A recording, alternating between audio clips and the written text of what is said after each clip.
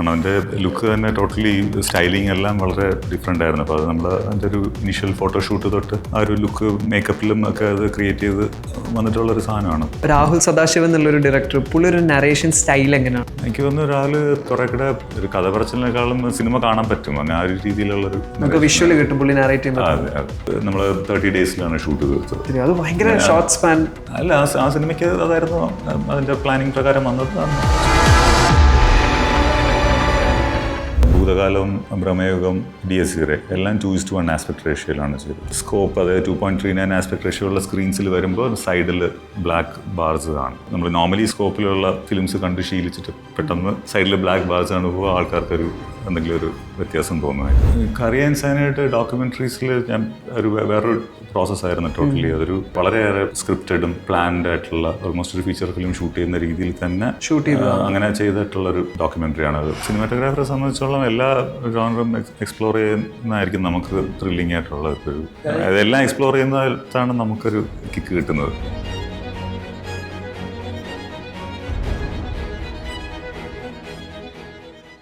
നമ്മൾ കാണുന്ന സിനിമകളുടെ ആദ്യ കാഴ്ചക്കാരൻ the cinematographer Shehna Jalal. Welcome to club FM. Thank U.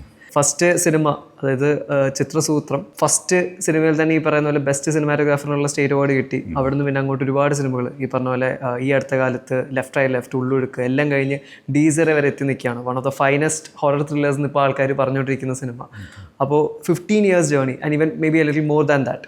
ഒറ്റ വാക്കിൽ അത് ഡിഫൈൻ ചെയ്യാൻ പറഞ്ഞാൽ എന്ത് പറയും? ഇൻട്രസ്റ്റിംഗ് ആണ് കാര്യങ്ങൾ. എന്താണ് ഈ പറഞ്ഞ പോലെ എൻ്റെ ബിഗിനിങ് ചിത്രസൂത്രം എന്ന് പറഞ്ഞൊരു സിനിമയിൽ നിന്നായിരുന്നു. അത് ടോട്ടലി എക്സ്പെരിമെൻ്റൽ ആയിട്ടുള്ളൊരു നറേറ്റീവും വിഷ്വൽ ലാംഗ്വേജൊക്കെ ഉള്ള സിനിമയായിരുന്നു. അവിടെ നിന്ന് കുറച്ചുകൂടെ മെയിൻ സ്ട്രീം ആയിട്ടുള്ള ഈ അടുത്ത കാലത്ത് ലെഫ്റ്റ് റൈറ്റ് ലെഫ്റ്റ്, പിന്നെ അതുപോലെ വിശുദ്ധൻ, അങ്ങനെ കുറേ സിനിമകളിലൂടെ വന്നു. പിന്നെ ഇപ്പോൾ റീസെൻ്റ്ലി ഈ രാഹുലിൻ്റെ സിനിമകൾ ഭൂതകാലം, ഭ്രമയുഗം, ഇപ്പോൾ DSC അതിനിടയ്ക്ക് പിന്നെ ഉള്ളൊഴുക്ക്, അങ്ങനെ കുറച്ച് ഇൻട്രസ്റ്റിംഗ് വർക്കുകളൊക്കെ ഉണ്ടായിരുന്നു. സ്റ്റഡി. അപ്പോൾ ആ ഒരു വാക്ക് കൊണ്ട് ഡിഫൈൻ ചെയ്യാം. ഇപ്പോൾ ഡീസറുടെ സ്ക്രിപ്റ്റ് ഫസ്റ്റ് വായിക്കുമ്പോഴത്തേനും ലൈക്ക് ആദ്യം നമുക്കൊരു മനസ്സിലൊരു ഇമേജ് വരും, ലൈക്ക് ആ ഒരു ഷൂട്ട് പ്രോസസ്സും കാര്യങ്ങളൊക്കെ മനസ്സിൽ തെളിഞ്ഞു വരുമായിരിക്കും. പക്ഷേ ആദ്യം വായിച്ചപ്പോഴും നമ്മൾ ഇന്ന് തിയേറ്ററിൽ കാണുന്നതും തമ്മിലുള്ള എത്ര റേഞ്ച് വ്യത്യാസമുണ്ട് ഫൈനൽ ഔട്ടിൽ? സ്ക്രിപ്റ്റ് സ്റ്റേജിൽ നിന്ന് പിന്നെ നമ്മൾ അതിൻ്റെ ഒരു ലൊക്കേഷൻസ് എല്ലാം ഫൈനലൈസ് ചെയ്യുമ്പോൾ അപ്പോഴാണ് കുറച്ചുകൂടെ ആ ഒരു ഇമേജസിൻ്റെ കാര്യത്തിലൊരു ക്ലാരിറ്റി വരുന്നത്.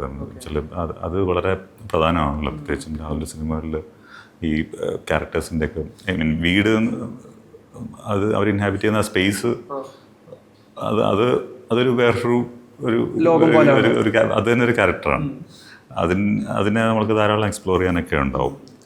അപ്പോൾ നമുക്ക് സ്യൂട്ടബിൾ ആയിട്ടുള്ള ഒരു സ്പേസ് കിട്ടുക എന്നുള്ളതാണ് ഏറ്റവും പ്രധാനം. അപ്പോൾ അത് സ്ക്രിപ്റ്റ് ഡിമാൻഡ് ചെയ്യുന്ന ലെവലിൽ കറക്റ്റായിട്ടുള്ള ഒരു സ്പേസ് കിട്ടുന്നത് മുതൽ നമ്മുടെ ഒരു ഇമേജസ് മൈൻഡിൽ നമുക്ക് വന്നു തുടങ്ങും. പ്രത്യേകിച്ചും ഈ ഭൂതകാലത്തിൽ തന്നെ ആ സ്ക്രിപ്റ്റിൻ്റെ ആ ഒരു ഫ്ലോയ്ക്ക് അനുസരിച്ചിട്ട് അതിൻ്റെ ക്യാരക്ടേഴ്സിൻ്റെ മൂവ്മെൻറ്റും അവരുടെ പ്ലേസ്മെൻറ്റൊക്കെ അനുസരിച്ചിട്ടുള്ളൊരു അങ്ങനത്തെ ലേ ഔട്ടുള്ളൊരു വീട് കിട്ടുക എന്നുള്ളൊരു വളരെ ചലഞ്ചിങ് ആയിരുന്നു. വളരെ നോർമൽ ലുക്കിംഗ് ഒരു വീട് അവിടെ, പക്ഷേ നമുക്ക് ആവശ്യമുള്ളൊരു ലേ ഔട്ടൊക്കെ വേണമായിരുന്നു.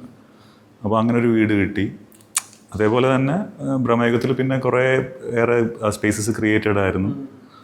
അങ്ങനെ അതുപോലെ സെയിം വിത്ത് DSC വളരെ യുണീക്കായിട്ടുള്ള ഒരു സ്പേസ്, പിന്നെ റിയൽ ആയിട്ടുള്ളതുകൊണ്ട് ക്രിയേറ്റഡ് ആയിട്ടുള്ളതുകൊണ്ട് സെറ്റ് ചെയ്തിട്ടുള്ളത്. അത് നമ്മൾ സിനിമ കാണുമ്പോൾ ഒരു ചെറിയ എവിടേക്കോ നോട്ടീസിങ് ഉണ്ടായിരുന്നു പോർഷൻസിൻ്റെ.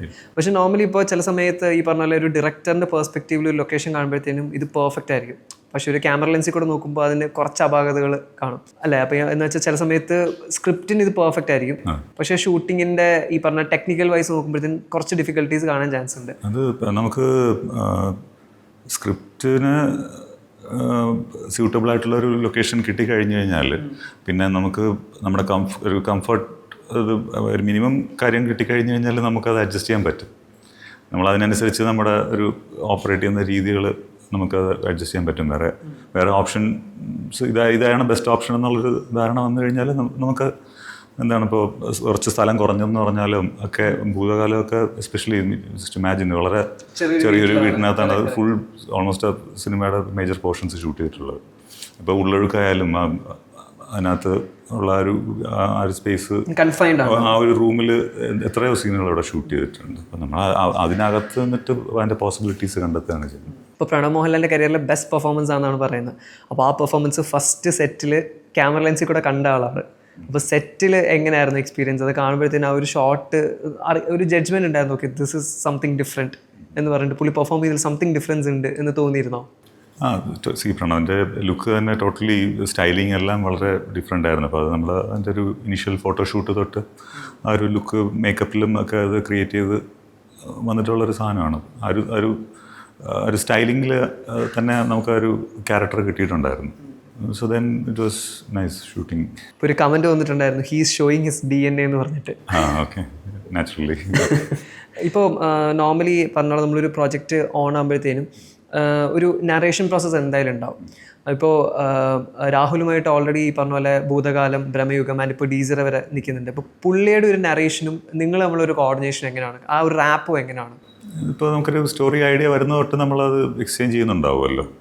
ക്രമേണ അതിൻ്റെ ഓരോ എലിമെൻറ്റ്സും ഒക്കെ ബിൽഡ് ചെയ്ത് വരുമ്പോഴൊക്കെ അത് നമ്മൾ ഷെയർ ചെയ്യും. പിന്നെ ഒരു സ്ക്രിപ്റ്റ് സ്റ്റേജ് ആകുമ്പോഴാണ് അതിൻ്റെ ഒരു പ്രോപ്പർ ഡിസ്കഷനിൽ എത്തുന്നത്. പിന്നെ നമുക്ക് ഇപ്പോൾ ഒരു പരസ്പര ധാരണ ഉണ്ടല്ലോ, ഓരോരുത്തർ എന്തായിരിക്കും അതിൻ്റെ രാഹുലിൻ്റെ മൈൻഡിലുണ്ടാകുന്ന ഒരു സാധനം എന്നുള്ളൊരു കുറച്ചുകൂടെ കാര്യങ്ങൾ ക്ലിയർ ആണ്. അതിന് ഞാൻ കേട്ടിട്ടുണ്ട് ഇങ്ങനെ ഭൂതകാലത്തിന്റെ പോസ്റ്റ് വർക്കിലാണ് ബ്രഹ്മയുഗത്തിന്റെ ഒരു കോൺസെപ്റ്റ് ഇങ്ങനെ പറയുന്നതൊക്കെ പറഞ്ഞു. അപ്പോൾ ഇതിന്റെ കോൺസെപ്റ്റ് എപ്പോഴാണ് പറഞ്ഞത്? ഡീസറുടെ കോൺസെപ്റ്റ് ബ്രഹ്മയുഗത്തിന്റെ ഒരു സക്സസ് കഴിഞ്ഞ ഉടനെയാണ് DSC ഡെവലപ്പ് ചെയ്ത് തുടങ്ങിയത്. ഓക്കെ. അപ്പോൾ ഈ സ്ക്രിപ്റ്റ് ഫോം ചെയ്തിട്ട് പിന്നെ വന്ന് നറേഷനിൽ ഈ പറഞ്ഞ പോലെ മാറ്റങ്ങൾ തോന്നിയിട്ട് അയ്യോ ഇത് ഞാൻ കൺസീവ് ചെയ്ത പോലെ അല്ലാന്ന് തോന്നിയിട്ടുണ്ട് വേറെ ഏതെങ്കിലും ഒരു പ്രോജക്ട്സിൽ അങ്ങനെയൊക്കെ? ഒരു സ്ക്രീൻ പ്ലേ ടോട്ടലി ലോക്കായിട്ട് വന്നിട്ട് അത് എക്സിക്യൂട്ട് ചെയ്യുമ്പോഴാണ് അതിൻ്റെ ഒരു പെർഫെക്ഷനിൽ എത്തുന്നത്. ഇപ്പോൾ ഓൺ ദ ഗോ ഇങ്ങനെ ഇവോൾവ് ചെയ്തുകൊണ്ടിരിക്കുന്ന സ്ക്രിപ്റ്റൊക്കെ വരുമ്പോഴത്തേക്ക് അതിൻ്റെ ഭാഗമായിട്ടുള്ള കൺഫ്യൂഷൻസ് ഒക്കെ ഉണ്ടാകാറുണ്ട്. മിക്കവാറൊക്കെ അത് വർക്കാവാറുണ്ട്. ചിലപ്പോൾ അതിൻ്റെ പ്രശ്നങ്ങൾ എപ്പോഴും വെൽ ഡ്രാഫ്റ്റഡ് ഒരു ലോക്ക്ഡ് സ്ക്രിപ്റ്റ് ഉണ്ടെങ്കിൽ നമുക്ക് അതിൻ്റെ മുകളിൽ ഇംപ്രവൈസേഷൻസ് ചെയ്യുമ്പോഴത്തേക്ക് അത് കുറച്ചുകൂടെ നന്നാവും. അല്ല അപ്പം ആ ബേസിക് ലെവലിലുള്ള ഒരു ക്ലാരിറ്റി ഉണ്ടാവുമല്ലോ. മനസ്സിലാവും. ഒരു ബേസിക് ഫ്രെയിം വർക്ക് ഉണ്ടെങ്കിൽ ഉണ്ടല്ലോ. പിന്നെ നമ്മൾ അതിൻ്റെ മുകളിൽ വർക്ക് ചെയ്യുമ്പോഴത്തേക്ക് ഓരോ ലെവലിലും അത് നന്നായി വരും. ഷൂട്ടിംഗ് സ്റ്റേജിലും പോസ്റ്റ് പ്രൊഡക്ഷൻ സ്റ്റേജിലൊക്കെ അത് നന്നായിട്ട് വരും. അതില്ലാതെ നമ്മൾ വെഞ്ചർ ചെയ്ത് കഴിഞ്ഞാൽ അതിൻ്റേതായിട്ടുള്ള കൺഫ്യൂഷൻസും എല്ലാവർക്കും ഉണ്ടാവും.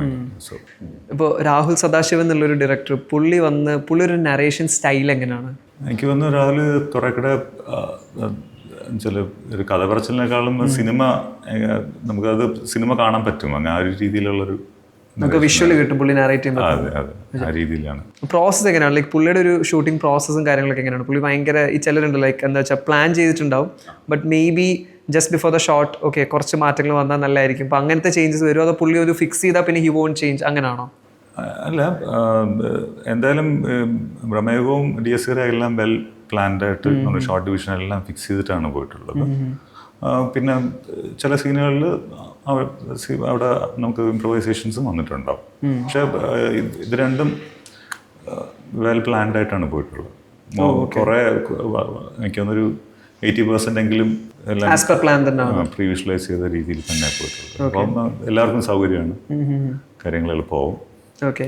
ഇത് നമ്മൾ 30 ഡേയ്സിലാണ് ഷൂട്ട് തീർത്തത്. 30 ഡേയ്സിൽ? ഓ അത് ശരി, അത് ഭയങ്കര ഷോർട്ട് സ്പാൻ. അല്ല, ആ സിനിമയ്ക്ക് അതായിരുന്നു അതിന്റെ പ്ലാനിങ് പ്രകാരം വന്നത്. ഭൂതകാലം നെറേറ്റ് ചെയ്യുമ്പോഴും ഡീസർ നെറേറ്റ് ചെയ്യുമ്പോഴും ആസ് എ ഡയറക്ടർ, കാരണം ഭൂതകാലം കഴിഞ്ഞപ്പോൾ തൊട്ടേ രാഹുൽ നോട്ടബിളായി and then Bramayugam acclaimed and then coming to ഡീസറെ. ഭൂതകാലം നെറേറ്റ് ചെയ്യുമ്പോഴും ഡീസർ നെറേറ്റ് ചെയ്യുമ്പോഴും എന്താണ് മേജർ ഡിഫറൻസ് വന്നിട്ടുള്ളത് പുള്ളിയുടെ നറേഷനിൽ? ഇല്ല, ആ ഒരു എന്താണ് പുള്ളിക്ക് ഫിലിമിൽ കൺവേ ചെയ്യേണ്ട മൂഡും കാര്യങ്ങളൊക്കെ ക്ലാരിറ്റി ഇതിന് എല്ലാ സിനിമയുടെ കാര്യത്തിലും ഉണ്ടായിരുന്നു സാധനം. ഓ ശരി. പുള്ളി നേരത്തെ അറിയായിരുന്നോ ലൈക്ക് ഇതിന് ഭൂതകാലത്തിൽ നമ്മൾ ആ വർക്കിനെ പരിചയപ്പെടുന്നു. ഭൂതകാലത്തിന് എൻ്റെ പ്രൊഡ്യൂസർ അൻവർ റഷീദാണ് ഇൻട്രൊഡ്യൂസ് ചെയ്തത്. ഓക്കെ.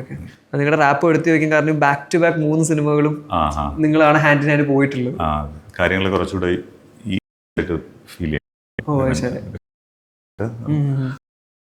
ഉദ്ദേശിക്കുന്നത് നമുക്ക് പെട്ടെന്ന് മനസ്സിലാവുമല്ലോ. ഇപ്പം എന്തുകൊണ്ടാണ് ഹൊറർ ജോണർ മാത്രം ചെയ്യുന്നത് എപ്പോഴെങ്കിലും രാഹുലിനോട് ചോദിച്ചിട്ടുണ്ടോ? പുള്ളിക്ക് അതിനോട് ഇനിയും കൂടുതൽ ചെയ്യാനുണ്ടെന്ന് എനിക്ക് തോന്നുന്നു. ഇനി പുള്ളിയുടെ ഹൊറർ വരാനുണ്ട്.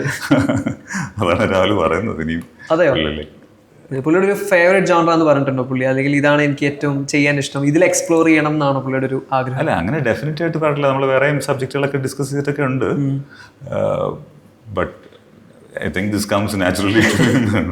ഓക്കെ, ഇപ്പോൾ ഡയറക്ടർ മാരി സെൽവരാജിനോട് ഒരു ദിവസം ഒരാൾ ചോദിച്ചപ്പോഴത്തേനും പറഞ്ഞാണ്, അതായത് നമ്മുടെ ഒരു ഇൻ്റർവ്യൂ തന്നെ പുള്ളി പറഞ്ഞിട്ടുണ്ടായിരുന്നു, ഈ പറഞ്ഞ ചില ഷോട്ട്സ് ഔട്ട് ഓഫ് ഫോക്കസ് ആണെങ്കിലും ഞാനത് എടുക്കാറുണ്ട് ഫിലിമിൽ വെക്കാനെന്നുള്ളത്. പക്ഷേ ആസ് എ സിനിമാറ്റോഗ്രാഫർ ഒരാൾ പറയുമ്പോഴത്തേനും അയ്യോ എൻ്റെ ഔട്ട് ഓഫ് ഫോക്കസ് ഷോട്ട് അതിൽ വെക്കണോ എന്നുള്ളൊരു ഭയങ്കര വലിയൊരു ചോദ്യം വരും. അപ്പോൾ എപ്പോഴെങ്കിലും ഒരു director this is A best shot, നമുക്കിത് യൂസ് ചെയ്യാം എന്ന് പറയുമ്പോഴത്തേന് സാർ പറഞ്ഞിട്ടുണ്ടോ അയ്യോ അത് വേണ്ട, അതിനകത്ത് ഇങ്ങനൊരു പ്രശ്നമുണ്ട്? അല്ല, അതിൻ്റെ ഒരു ബേസിക് ഇപ്പം ടോട്ടലി പ്രശ്നമുള്ളൊരു ടെക്നിക്കലി പ്രശ്നമുള്ളതാണെങ്കിൽ നമുക്ക് ഉപയോഗിക്കാതിരിക്കുന്നത് തന്നെയാണ് നല്ലത്. പിന്നെ അത് ക്രിയേറ്റീവ്ലി നിങ്ങളത് എങ്ങനെ അത് പ്ലേസ് ചെയ്യുന്നു എന്നുള്ളതനുസരിച്ചിരിക്കാം. അപ്പം ഇപ്പം എൻ്റെ ഷോട്ട് ഔട്ട് ഓഫ് ഫോക്കസ് ആവുന്നതോ അല്ലെങ്കിൽ അങ്ങനത്തെ കാര്യമല്ലല്ലോ നമ്മൾ ആലോചിക്കുന്നത്. ഒരു ഫിലിമിനെ അത് എങ്ങനെ ഹെൽപ്പ് ചെയ്യും എന്നുള്ളതാണ്. പൊതുവേ പക്ഷെ അങ്ങനെ ചെയ്യാറില്ല. എസ്തെറ്റിക് ഇത് നോക്കിയിട്ട് ചിലർ പറയാറുണ്ട്. ഐ മീൻ പുള്ളി തന്നെ പറഞ്ഞിട്ടുണ്ട് കുറച്ച് ഷോട്ട് ചിലപ്പോൾ കാണുമ്പോൾ എനിക്കത് കളയാനേ തോന്നാറില്ല. അപ്പോൾ ഞാനത് അതിന് പെർഫോമൻസും ഒക്കെ ഭയങ്കര ഹൈ ആയിട്ടുള്ള ഷോട്ട്സ് ഒക്കെ വരുമ്പോൾ നമ്മൾ ചിലപ്പോൾ ചെറിയ ചെറിയ സോഫ്റ്റ്നെസ് ഒക്കെ അതൊക്കെ നമുക്ക് നെഗ്ലക്ട് ചെയ്യാന്നുള്ളതേ ഉള്ളൂ. നമ്മളിപ്പോൾ ഒരു സെറ്റിൽ ഒരു ഷോട്ട് നമ്മൾ വെക്കാൻ നേരത്തെ ഇപ്പോൾ ഡയറക്ടർ പറയായിരിക്കും ഇതാണ് സീൻ, ഇപ്പോൾ ക്യാരക്ടർ വന്നു, ഇപ്പോൾ ഇങ്ങനെ ഒരു ടേബിൾ കോൺവെർസേഷൻ, ഫോർ എക്സാമ്പിൾ ഇപ്പോൾ ഡീസറിനകത്ത് ഈ പറഞ്ഞ പോലെ പ്രണവിൻ്റെ ഒരു ഡൈനിങ് ടേബിൾ കോൺവെർസേഷൻ ഉണ്ട് ഒരു പുള്ളിയായിട്ട്, അപ്പോൾ അതാണ് എടുക്കാൻ പോകുന്നതെന്ന് പറയും. അവിടെ തൊട്ട് പിന്നെ ഇത് ഓഡിയൻസിലേക്ക് ഇത് കമ്മ്യൂണിക്കേറ്റ് ചെയ്യണം എന്നുള്ളൊരു സ്റ്റേജ് ഉണ്ടല്ലോ. അപ്പോൾ ആസ് എ സിനിമാറ്റോഗ്രാഫർ അവിടെ എന്ത് പ്രോസസ്സാണ് ചെയ്യുന്നത്? ഇപ്പോൾ ഈ ഡീസറിലെ സീക്വൻസ് ഒക്കെ പറഞ്ഞാൽ അതെല്ലാം വെൽ പ്ലാൻഡ് ആയിരുന്നു കാര്യങ്ങൾ. ഡയലോഗ്സ്, അതെ, വൈഡിൽ ഏതൊക്കെ ഡയലോഗ്സ് പോകുന്നു, ക്ലോസപ്സിൽ ഏതൊക്കെ പോകുന്നു എന്നൊക്കെയുള്ള ഒരു അങ്ങനത്തെ ഒരു പ്ലാനിങ് ഉണ്ടാവും. പിന്നെ അത് കുറേ ഒരു ഇൻറ്റൻസ് ടോക്ക് ആയതുകൊണ്ട് നമ്മൾ കുറച്ചുകൂടെ ക്ലോസർ റേഞ്ചിൽ ഫോളോ ചെയ്യുന്നുണ്ട്. കാരണം ഇതിനകത്ത് ഇപ്പോൾ ഒരു ഹോട്ടൽ സീൻ ആണെങ്കിലും അതിനകത്ത് ഈ പറഞ്ഞ പോലെ അതൊരു വൈഡ് കാണിക്കുന്നുണ്ട്, പിന്നെ ക്യാരക്ടേഴ്സിന്റെ ക്ലോസ്, കപ്സിന്റെ ക്ലോസ്. അപ്പൊ അതാ ചോദിച്ചത്, അപ്പൊ ഈ പറയുന്ന പോലെ അത് ഈ ഇന്റൻസിറ്റി കമ്മ്യൂണിക്കേറ്റ് ചെയ്യണം എന്ന് തോന്നിപ്പിച്ചിട്ട് പേർപ്പസ്ഫുള്ളി ചെയ്യുന്നതിനനുസരിച്ചിട്ടുള്ള ലെൻസിങ് ഒക്കെ ഉപയോഗിക്കുന്ന. ഓ അത് ശരി, ഓക്കെ.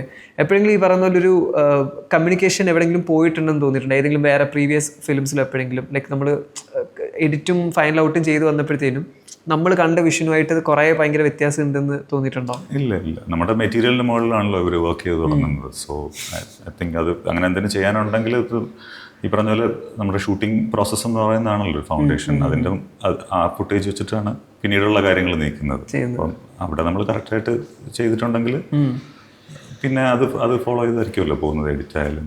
ഓക്കെ, അപ്പോൾ നമുക്കൊരു ഐഡിയ ഉണ്ടാവും ഏകദേശം എത്ര പണിഞ്ഞാലും ഇതിനകത്ത് ദർ ഇസ് സംതിങ് ലൈക്ക് ഒരു സർട്ടൻ എക്സ്റ്റെന്റ് വരെ പോവുള്ളൂ. ഉറപ്പായിട്ടും അത് നമ്മൾ എല്ലാം പ്ലാൻഡ് ആണല്ലോ, കുറേയൊക്കെ പ്ലാൻഡ് ആയിരിക്കുമല്ലോ. ഷോർട്സും ഒരു സീനിൻ്റെ കൺസ്ട്രക്ഷനൊക്കെ വെൽ പ്ലാൻഡ് ആയിരിക്കും. അപ്പോൾ അതിനനുസരിച്ചിട്ടുള്ള രീതിയിലായിരിക്കും കാര്യങ്ങൾ.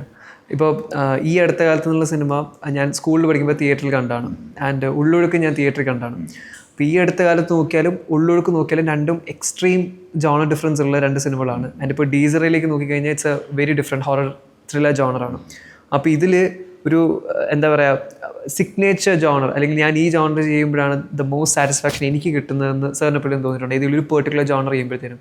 അല്ല, ഒരു സിനിമാറ്റോഗ്രാഫറെ സംബന്ധിച്ചോളം എല്ലാ ജോണറും എക്സ്പ്ലോർ ചെയ്യുന്നതായിരിക്കും നമുക്ക് ത്രില്ലിംഗ് ആയിട്ടുള്ളത്.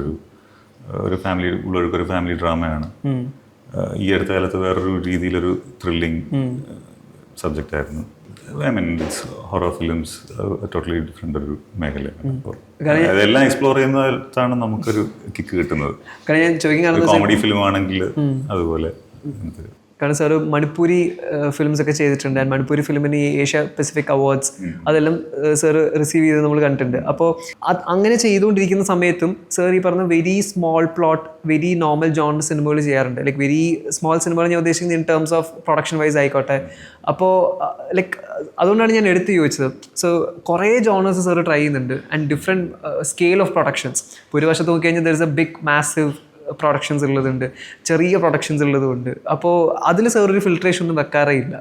അല്ല, പലപ്പോഴും ഈ എൻ്റെ മണിപ്പൂരി ഫിലിമായാലും അതുപോലെ മലയാളത്തിലൊക്കെ ധാരാളം ഇൻഡിപെൻഡൻറ്റ് ഫിലിംസൊക്കെ ചെയ്തിട്ടുള്ളതെല്ലാം നമുക്ക് വളരെ കാലമായിട്ട് പരിചയമുള്ള ഫ്രണ്ട്സും ഫിലിം മേക്കേഴ്സൊക്കെ ആയിട്ടുള്ള അവരുകൂടെയാണ്. അപ്പോൾ അങ്ങനത്തെ വർക്ക് വരുമ്പോഴത്തേക്ക് വളരെ കൺസ്ട്രെയിൻസ് ഉണ്ടാവും. ബജറ്റൊക്കെ വളരെ ലിമിറ്റഡ് ആയിരിക്കും. ഫോർ ദിസ് മണിപ്പൂരി ഫിലിം എൻ്റെ ബാച്ച്മേറ്റാണ് ഹാബം പവൻകുമാർ ഇൻസ്റ്റിറ്റ്യൂട്ടിൽ ഞങ്ങൾ ഒരുമിച്ചാണ് ഡിപ്ലോമ ഫിലിം ചെയ്തത്. ആ ഫിലിം ഡിപ്ലോമ ഫിലിം പനോരമയിലുണ്ടായിരുന്നു 2007. അപ്പം വളരെ ഒരു നീണ്ട റിലേഷൻഷിപ്പ് ഉണ്ട്, ഒരു ഫ്രണ്ട്ഷിപ്പ് ഉള്ള ഒരാളാണ്. ഡയറക്ടറാണ് അദ്ദേഹം. ഇന്ത്യയിൽ അറിയപ്പെടുന്ന ഒരു ഡോക്യുമെൻ്ററി ഫിലിംസൊക്കെ ചെയ്തിരുന്ന ഒരാളാണ്. അപ്പോൾ പുള്ളി നമ്മൾ 10 വർഷത്തിന് ശേഷം വീണ്ടും ഒരുമിച്ചാണ് ആ ഒരു സിനിമയ്ക്ക്. അത് വളരെ ഞാൻ ചെയ്തിട്ടുള്ള വളരെ ലിമിറ്റഡ് റിസോഴ്സ് ഉള്ളൊരു ഫിലിമായിരുന്നു അത്. പിന്നെ അത് ഷൂട്ട് ചെയ്യുന്ന സിറ്റുവേഷനും അങ്ങനെയാണ്. നമുക്ക് വലിയ എക്യുപ്മെൻ്റ് ഒന്നും കൊണ്ടുപോകാൻ പറ്റാത്തൊരു സ്ഥലത്താണ്. ഫുൾ ഒരു ലേക്കിലാണ് അത് ഷൂട്ട് ചെയ്തത്, കംപ്ലീറ്റ് വെള്ളത്തിൽ. ഒരു പവർ സോഴ്സും ഇല്ല, വേറെ ഒരു ഫെസിലിറ്റി അവിടെ കൊണ്ടുപോയിട്ടും കാര്യമില്ല എന്നുള്ളൊരു അങ്ങനത്തെ ഒരു അവസ്ഥയിലാണ് അത് ചെയ്യുന്നത്. അപ്പോൾ അതിന് ഇവിടെ മാമിയിൽ ബെസ്റ്റ് ഫിലിം അവാർഡൊക്കെ കിട്ടി. പിന്നെ ബുസാനിലും ബേർലിനിലൊക്കെ പോയി. അപ്പം അത് അങ്ങനത്തെ നമുക്കൊരു സാറ്റിസ്ഫൈങ് എക്സ്പീരിയൻസ് ആയിരുന്നു. ലൈഫിൽ ഒരിക്കൽ മാത്രം സംഭവിക്കുന്ന ഒരു എക്സ്പീരിയൻസ് ആയിട്ടാണ് അതൊക്കെ കാണുന്നത്. അതുപോലെ തന്നെ മലയാളത്തിലൊക്കെ ധാരാളം ഇൻഡിപെൻഡൻറ്റ് ഫിലിംസ് ചെയ്തിട്ടുണ്ട്. ഇപ്പോൾ ഡോക്യുമെൻ്ററീസ് നോക്കിക്കഴിഞ്ഞാൽ ഇപ്പോൾ കറിയൻ സൈനൈഡ് അല്ലെങ്കിൽ ഈ പറഞ്ഞ അതിൽ നിന്ന് എൻ്റയർലി ഡിഫറെൻ്റ് ആണ് ഫിലിംസിലേക്ക് വരുമ്പോഴത്തേനും. ബട്ട് ആസ് എ സിനിമാറ്റോഗ്രാഫർ ഇത് അപ്രോച്ച് ചെയ്യുമ്പോഴത്തേനും ലൈക്ക് ആ ഒരു ഇത് ലൈക്ക് എൻ്റയർലി ഡിഫറെൻ്റ് ആണോ, or is it pretty much the same? എഡിറ്റിൽ മാത്രമാണോ ആ ഒരു ഡിഫറൻസ് വരുള്ളൂ? കറിയൻ സൈനൈഡ് ഡോക്യുമെൻ്ററീസിൽ ഞാൻ വേറൊരു പ്രോസസ്സായിരുന്നു ടോട്ടലി. അതൊരു ഒരു നെറ്റ്ഫ്ലിക്സിന് വേണ്ടിയിട്ട് ചെയ്തൊരു ഫിലിമാണ്. അത് വളരെയേറെ സ്ക്രിപ്റ്റഡും പ്ലാൻഡ് ആയിട്ടുള്ള ഓൾമോസ്റ്റ് ഒരു ഫീച്ചർ ഫിലിം ഷൂട്ട് ചെയ്യുന്ന രീതിയിൽ തന്നെ അങ്ങനെ ചെയ്തിട്ടുള്ളൊരു ഡോക്യുമെൻ്ററിയാണ്. അത് നല്ല ബഡ്ജറ്റ് വൈസും ഒക്കെ കുറച്ച് സ്പെൻഡ് ചെയ്തിട്ടൊക്കെ ഉള്ള ഒരു ഫിലിമായിരുന്നു. അതേസമയം നമ്മൾ അല്ലാതെ ഇവിടെ നമ്മൾ ചെയ്തിട്ടുള്ള പല സബ്ജക്റ്റുകളും ഒക്കെ വളരെ ലിമിറ്റഡ് റിസോഴ്സസും. സാധാരണ നമ്മുടെ നാട്ടിലുള്ള ഡോക്യുമെൻ്ററീസൊക്കെ അങ്ങനെയാണ് ചെയ്തിട്ടുള്ളത്. അല്ലാതെ നമ്മുടെ ഡോക്യുമെൻ്ററീസിന് വേണ്ടിയിട്ട് ഇപ്പോൾ നെറ്റ്ഫ്ലിക്സിന് വേണ്ടി ചെയ്തെന്ന് പറയുന്ന പോലത്തെ ആ രീതിയിലുള്ളൊരു പ്രൊഫഷണൽ ഓപ്പണിങ്സ് വളരെ കുറവാണ്. പ്രത്യേകിച്ച് മുമ്പ് കുറച്ചുകൂടെ ഉണ്ടായിരുന്നെങ്കിൽ ഇപ്പോൾ ഒട്ടും അങ്ങനൊരു അവസ്ഥയില്ല. അതും ഈ പറഞ്ഞ പോലെ നമ്മുടെ വളരെ അടുത്ത സുഹൃത്തുക്കളൊക്കെ ആയിട്ട് ചേർന്ന് അങ്ങനത്തെ സബ്ജക്റ്റുകളും അങ്ങനത്തെ പേഴ്സണാലിറ്റീസിന് വേണ്ടിയിട്ടൊക്കെ ചെയ്തിട്ടുള്ള, ഇപ്പം അൻവർ അലി ഡയറക്റ്റ് ചെയ്ത ആറ്റൂരിനെ കുറിച്ചിട്ടുള്ള ഒരു ഫിലിം ഉണ്ടായിരുന്നു. അതിനൊക്കെ വേണ്ടി ധാരാളം സമയം സ്പെൻഡ് ചെയ്തിട്ടുണ്ട്. അതുപോലെ KR മനോജിന് വേണ്ടിയിട്ട് 3-4 ഡോക്യുമെൻ്ററീസ് ഉണ്ട്. അപ്പോൾ നമ്മൾ അതിനൊക്കെ എൻ്റെ സെൽഫാനെ കുറിച്ച് വെച്ചുള്ള പെസ്ട്രിങ് ജേണി എന്ന് പറഞ്ഞിട്ടൊരു ഫിലിം, അതുപോലെ ഫിലിം സൊസൈറ്റീസിനെ കുറിച്ചിട്ടുള്ള 16mm memories movement and machine എന്ന് പറഞ്ഞിട്ടൊരു ഫിലിം. ഇതൊക്കെ നമ്മൾ നല്ല സമയം സ്പെൻഡ് ചെയ്തിട്ടുള്ളതാണ് വളരെ വർഷങ്ങൾക്ക് മുമ്പ്. അതിനനുസരിച്ചിട്ടുള്ള ശ്രദ്ധ കിട്ടിയിട്ടുള്ള ഫിലിംസുമാണ്. ആസ് എ സിനിമാറ്റോഗ്രാഫർ പ്രോസസ് അപ്പോൾ ഡിഫറൻസ് ഉണ്ടോ, like from films and to documentaries? Or അല്ല, ഫിലിംസ് ഒക്കെ നമ്മൾ എപ്പോഴും ഒരു ഫ്രെയിം വർക്കിനകത്ത് നിന്ന് വർക്ക് ചെയ്യല്ലേ. മറ്റേത് നമ്മൾ ഓൺ ദ ഗോ ധാരാളം കാര്യങ്ങൾ ചെയ്യുന്നുണ്ടാവും. പിന്നെ അത് അതിൻ്റെ എഡിറ്റിങ്ങിലാണല്ലോ ഡോക്യുമെൻ്ററീസ് എപ്പോഴും അതിൻ്റെ ഒരു ഫോമായി വരുന്നത്. അപ്പോൾ അവിടെ വേറൊരു ഡിഫറെൻറ്റ് പ്രോസസ്സായിരിക്കും. അപ്പോൾ ഷൂട്ടിംഗ് ടൈമിൽ കുറേ കൂടെ ഒരു കുറച്ചുകൂടെ ഒരു ഫ്രീ ഫ്ലോയിങ് സ്ട്രക്ചർ. പക്ഷെ ചില ഡോക്യുമെൻ്ററീസ് വെൽ സ്ട്രക്ചേർഡ് ആയിട്ട് സ്ക്രിപ്റ്റഡ് ആയിട്ടുള്ള കാര്യങ്ങളുണ്ടാവും. ചിലത് നമ്മളൊരു സബ്ജക്റ്റിനെ എക്സ്പ്ലോർ ചെയ്ത് അതിൻ്റെ പുതിയ ഡയമെൻഷൻസ് ഒക്കെ ഷൂട്ടിംഗ് സ്റ്റേജിൽ കണ്ടെത്തി അങ്ങനെ പോകാറുണ്ട്. അപ്പോൾ ഈ ജസ്റ്റ് അത് ഈ പറഞ്ഞുകൊണ്ട് വെച്ചാൽ ഈ അടുത്ത കാലത്തൊക്കെ ഞാൻ പറഞ്ഞുകൊണ്ട് ഇപ്പോൾ ലെഫ്റ്റ് റൈറ്റ് ലെഫ്റ്റും എൻ്റെ ഒരു one of the most favourite films ആണ്. അപ്പോൾ അതിൽ ഒരു 2-3 തവണ കണ്ടപ്പോഴത്തേക്ക് ഞാൻ നോട്ട് ചെയ്തൊരു പോയിന്റ് എന്ന് വെച്ച് കഴിഞ്ഞാൽ ഇന്ദ്രജിത്തിനെ കാണിക്കുന്ന ഷോർട്സ് ഒക്കെ തന്നെ ഈ പറഞ്ഞൊരു എന്താ പറയുക മിഡ് ക്ലോസ് ടു ക്ലോസ് ആണ് ഷോർട്സ് ഒക്കെ തന്നെ. പക്ഷെ മുരളിഗോപി കാണിക്കുമ്പോൾ ഒരുപാട് ക്ലോസ് ഷോട്ട്സ് കുറവാണ്, കൂടുതലും വൈഡ് ആൻഡ് മിഡ് ഷോട്ട്സ് മാത്രമേ ഉള്ളൂ. അപ്പോൾ അതെന്താണ് ലൈക്ക് അത് ഫ്രം ഡയറക്ടർ സൈഡ് വന്നൊരു ഇതാണോ, ബ്രീഫിംഗ് ആണോ ക്യാരക്ടറിനെ ഇതാക്കാൻ വേണ്ടിയിട്ട്? അല്ല, നിങ്ങളിങ്ങനെ ഇപ്പോൾ ഇങ്ങനെ പറയുമ്പോൾ ഞാൻ അങ്ങനെ ഒരു ഡിഫറൻസിനെ കുറിച്ച് ആലോചിക്കുന്നുള്ളൂ. എനിക്ക് തോന്നുന്നു നമ്മൾ ലെൻസിങ് ചെയ്യുമ്പോഴത്തേക്ക് ആ ക്യാരക്ടറും അല്ലെങ്കിൽ ആ സിറ്റുവേഷനൊക്കെ ഡിമാൻഡ് ചെയ്യുന്ന രീതിയിൽ ലെൻസ് ചെയ്ത് പോകുന്നതാണല്ലോ ആ ഒരു റേഞ്ചൊക്കെ ഫിക്സ് ചെയ്യുന്നത്. ജസ്റ്റ് ഒരു കൗതുകത്തിന് ഓർത്ത് ചോദിക്കുകയാണ്, ചില സമയത്ത് ഈ പറഞ്ഞാൽ സിനിമാറ്റോഗ്രാഫേഴ്സിന് അറിയാം ദ ബെസ്റ്റ് ഈ പറഞ്ഞൊരു സീൻ എങ്ങനെ പ്രസൻറ്റ് ചെയ്യണം എന്നുള്ളത്.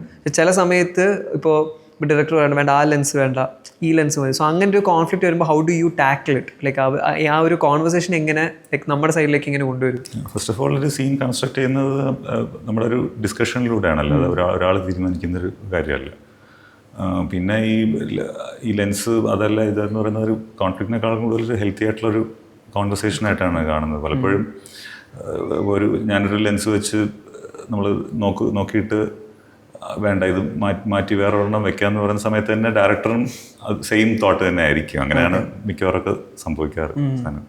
അങ്ങനെ വരുമ്പോഴത്തേക്ക് നല്ല ഇപ്പോൾ ഒരുപാട് പേര് ഡിസ്കഷൻ അല്ലെങ്കിൽ ഒരുപാട് പേര് ഇപ്പോൾ ഡിസ്കസ് ചെയ്യുന്നൊരു പോയിന്റാണ് ഈ തിയേറ്ററിൽ പോയിട്ടുള്ള ഈ പറഞ്ഞ ഫ്രെയിം അല്ലെങ്കിൽ ആസ്പെക്ട് റേഷ്യോ. മനസ്സിലായില്ല, ഇപ്പോൾ ഡീസർ തന്നെ ചില തിയേറ്ററിൽ പോയി കണ്ടപ്പോൾ അവർ പറഞ്ഞു ഇത് സ്കോപ്പ് ഉണ്ടല്ലോ സൈഡിൽ നിന്ന്, ആൻഡ് ലോഗോ കണ്ടപ്പോഴും ഒക്കെ തന്നെ അങ്ങനെ പറയാറുണ്ട്. അപ്പോൾ ശരിക്കും ഈ പറയുന്ന ഒരു ഫിലിം ജോണറായിട്ട് ഇതിന് ബന്ധമുണ്ടോ, ഈ പറയുന്ന ഒരു ആസ്പെക്ട് റേഷ്യോ വയ്ക്കും അങ്ങനെ എന്തെങ്കിലും? അല്ല, അതൊരു ഒരു ഫിലിം മേക്കറിൻ്റെ നമ്മുടെ ഒരു ചോയ്സാണ്. ഇപ്പം ഭൂതകാലവും ഭ്രമയുഗം DSCR എല്ലാം 2:1 ആസ്പെക്ട് റേഷ്യോയിലാണ് ചെയ്തിരിക്കുന്നത്. ഓക്കെ. അപ്പോൾ അത് ഈ സ്കോപ്പ്, അതായത് 2.39 ആസ്പെക്ട് റേഷ്യോ ഉള്ള സ്ക്രീൻസിൽ വരുമ്പോൾ സൈഡിൽ ബ്ലാക്ക് ബാർസ് കാണും. അപ്പോൾ അത് നമ്മൾ നോർമലി സ്കോപ്പിലുള്ള ഫിലിംസ് കണ്ട് ശീലിച്ചിട്ട് പെട്ടെന്ന് സൈഡിൽ ബ്ലാക്ക് ബാർസ് കാണുമ്പോൾ ആൾക്കാർക്കൊരു എന്തെങ്കിലും ഒരു വ്യത്യാസം തോന്നുമായിരിക്കും. ആസ്പെക്ട് റേഷ്യോകൾ റിമെയിൻ ദ സെയിം നമ്മുടെ പ്രൊജക്ഷനിൽ. ഓക്കെ. അപ്പോൾ ഈ സ്ക്രീൻസ് വരുമ്പോൾ അവർ പ്രൊജക്റ്റ് ചെയ്യുന്ന ഇതിൽ ഡിഫറൻസ് വരുന്നതാണ്? അല്ല, ഇപ്പോൾ നമ്മൾ ഫ്ലാറ്റ് സ്ക്രീൻസ് ഉള്ള സ്ഥലത്ത് അതിനുവേണ്ടി സെപ്പറേറ്റ് മാസ്റ്റർ ചെയ്ത് കൊടുക്കും. അപ്പോൾ ആ സ്ക്രീൻ നിറഞ്ഞ് കാണാൻ പറ്റും. നമ്മുടെ ഈ 2:1 ആസ്പെക്ട് റേഷ്യോ ഒക്കെ 185ന്റെ സ്ക്രീനുള്ള സ്ഥലത്ത് നമുക്ക് ഇത് ഫുൾ കാണാൻ പറ്റും. അങ്ങനെ നമ്മൾ ഡിഫറെൻ്റ് ആയിട്ട് കൊടുത്തിട്ടുണ്ട് കണ്ടന്റ്. ക്യൂബിന്റെ എപ്പിക് സ്ക്രീൻ ഉണ്ട്, അതുപോലെ PVRന്റെ PXL എന്ന് പറഞ്ഞൊരു ഫോമാറ്റ് ഉണ്ട്. അപ്പോൾ അവിടെയൊക്കെ നമുക്ക് ഫുൾ സ്ക്രീനിൽ അത് കാണാൻ പറ്റും നമ്മുടെ ഈ ആസ്പെക്ട് റേഷ്യോ. ഇപ്പം ഭ്രമയുഗം പറയുകയാണെങ്കിൽ ബ്ലാക്ക് ആൻഡ് വൈറ്റ് ആയിരുന്നു. അപ്പോൾ അതിൻ്റെ നേരത്തെ ഡിസ്കഷൻ ഉണ്ടായിരുന്നു, നമ്മൾ ഇതിൽ തന്നെയാണ് ഷൂട്ട് ചെയ്യുന്നത്, രാഹുൽ പറഞ്ഞിട്ടുണ്ടെന്ന് അറിയാം. പക്ഷെ അല്ലെങ്കിൽ ഈ പറയുന്ന പോലെ ഒരു ഗ്രേഡിങ് അല്ലെങ്കിൽ ഒരു കളർ ഗ്രേഡിങ് എന്നുള്ളൊരു ആസ്പെക്റ്റിൽ നമ്മൾ ഷൂട്ട് ചെയ്യുമ്പോഴത്തേനും ജോണർ വൈസ് ഇത് മാറുന്നുണ്ടോ കളർ ഗ്രേഡിങ്, അല്ലെങ്കിൽ അത് അറിഞ്ഞിട്ട് നമ്മൾ ഫ്രെയിംസ് അതിനനുസരിച്ച് സെറ്റ് ചെയ്യേണ്ടി വരുന്നുണ്ടോ? നമ്മളൊരു സിനിമയുടെ ലുക്കൊക്കെ ആദ്യമേ തീരുമാനിക്കുന്ന കാര്യമാണ്. ഷൂട്ടിന് പോകുന്നതിന് മുമ്പേ അതനുസരിച്ചിട്ടാണ് എല്ലാ കാര്യങ്ങളും ചെയ്തു പോകുക. എന്നിട്ട് അത് ഗ്രേഡിൽ നമ്മൾ പിന്നെയും എൻഹാൻസ് ചെയ്യാണ് ചെയ്യുന്നത്. കാരണം നോർമലി ഗ്രേഡിങ് ഈ പോസ്റ്റിൽ വരുന്നൊരു സംഭവമാണ്. അപ്പോൾ അതിൽ ഇതുവരെ ചെയ്തതിൽ ഇപ്പോൾ സാറിൻ്റെ ഇഷ്ടംപോലെ ഫിലിംസ് ഉണ്ട്, ഡോക്യുമെൻ്ററീസ് ഉണ്ട്, ഷോർട്ട് ഫിലിംസ് ഉണ്ട്, ബോത്ത് ഒരുപാട് എന്താ പറയുക അക്ലെയിംസ് കിട്ടിയ പ്രോജക്ട്സ്. ബട്ട് ഈ ഒരു ഷോട്ട് കാണുമ്പോഴത്തേനും ഭയങ്കര സാറ്റിസ്ഫാക്ഷൻ ഉണ്ട്. ഞാനാണ് ഈ ഷോട്ട് വെച്ചതെന്നുള്ളതിൽ എനിക്ക് ഭയങ്കര പ്രൗഡ് ഫീലിംഗ് ഉണ്ടെന്ന് തോന്നിയത്. ബെസ്റ്റ് ഷോട്ട്, സാറിൻ്റെ ഒരു ബെസ്റ്റ് ഷോട്ട് എന്ന് സാർ തന്നെ പറയുന്നത്. അങ്ങനെ ഒരു പേഴ്സണൽ ഒരു അക്കംപ്ലിഷ്മെന്റ് പോലെ ഒന്നും കാണുന്നില്ല. സിനിമ ഇറ്റ്സ് ഓൾവേസ് ഒരു കളക്റ്റീവ് എഫേർട്ടും ഒരു ടീം വർക്കും. ഓരോ ഷോട്ടിന്റെ പിറകിലും പല പല കഥകളുണ്ടാവും സാധനം. അപ്പോൾ ഫിലിം ആസ് എ ഹോൾ കാണാനാണ് ഇഷ്ടപ്പെടുന്നത്. ആക്ച്വലി